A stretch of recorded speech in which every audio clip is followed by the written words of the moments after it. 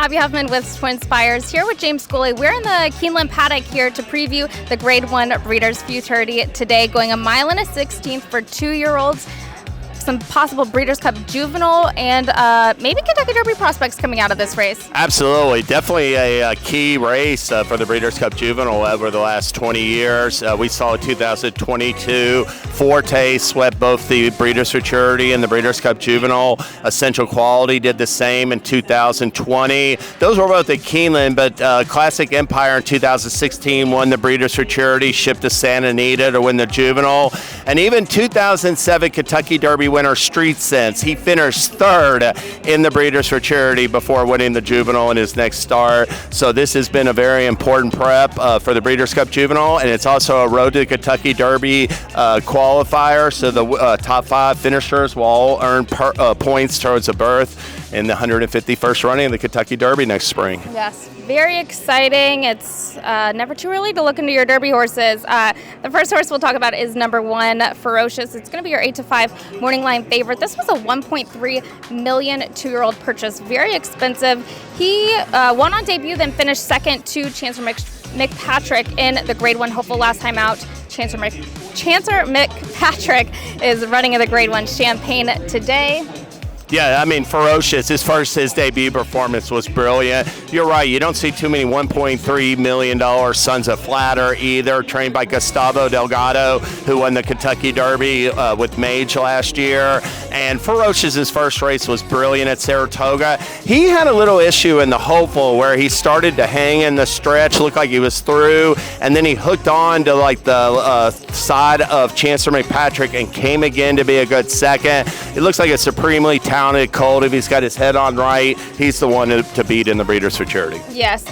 Let's move on to number 4, Handsome Pants. 10 to 1 on the morning line for Kenny McPeak. This was a debut winner at Churchill Downs, going 2 turns, which is not an easy task for these juveniles. I know Kenny was very impressed with that effort. He had a bit of a rough trip, actually. So, and we also know that he can already handle this distance, opposed to some of the other horses in here where this will be a 2-turn test for the first time. Yeah, definitely. And Handsome Pants is by Daredevil, who was exported, sent to South America. They brought him back, and now he's I think he's in the first crop since he returned. Loved that debut win. Beat a real heavily favored, nice horse, and he overcame like some bumping in the stretch. So that was a very flattering performance. You know, Kenny McPeak can get him ready. He won the Kentucky Derby this year with Mystic Dan.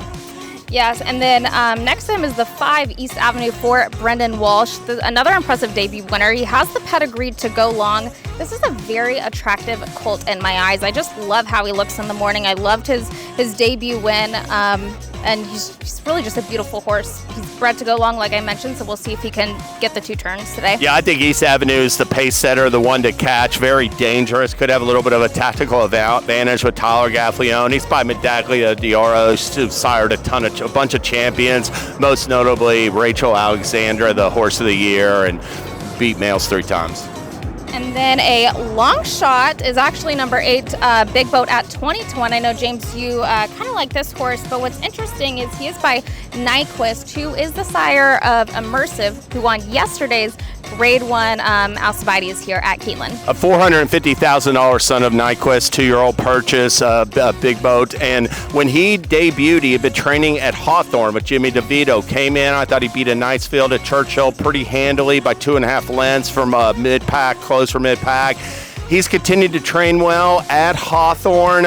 I think he's a talented horse that could outrun his 20 to 1 morning line odds, Abby. I'm with you there. And then number 9, Tenacious Leader for Todd Fletcher, another horse with a pedigree that can go long. He was actually second in the Grade 3 with Anticipation on the grass last time out. And although that was on turf, we know that he can get the 1 1/16 distance. And in my opinion, even though this is a dirt race, I think that race showed that he was able to move forward off of his maiden win before that. Yeah, Tenacious Leader actually broke his maiden in off the turf race 2 back, so he showed he can handle the main track, like Abby said. Comes off a good second in the Grade 3 with Anticipation on the turf. Todd Fletcher, 2-time Derby winner. He's won 70 stakes, a record 70 stakes at Keeneland. Does extremely well with 2-year-olds. One more thing I'll add on that last race for Ferocious Leader is Tenacious Leader. Tenacious Leader, my bad. I watched the replay last night, and I really liked how he fought and dug in late. He kind of gave another little run there at the end. So I kind of like this horse a little bit. Yeah, absolutely. I'll mention number 10, Dapper Moon. Finally, Dallas Stewart, one of a handful of last out maiden winners in the field. Looked good breaking his maiden by 5 lengths at Saratoga in his second start.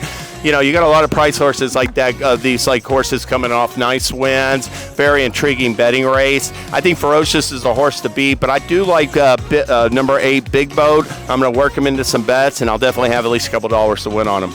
An exciting race for sure. That's going to be the Grade 1 Breeders' Futurity at Keeneland. Be sure to watch and wager with Twin Spires.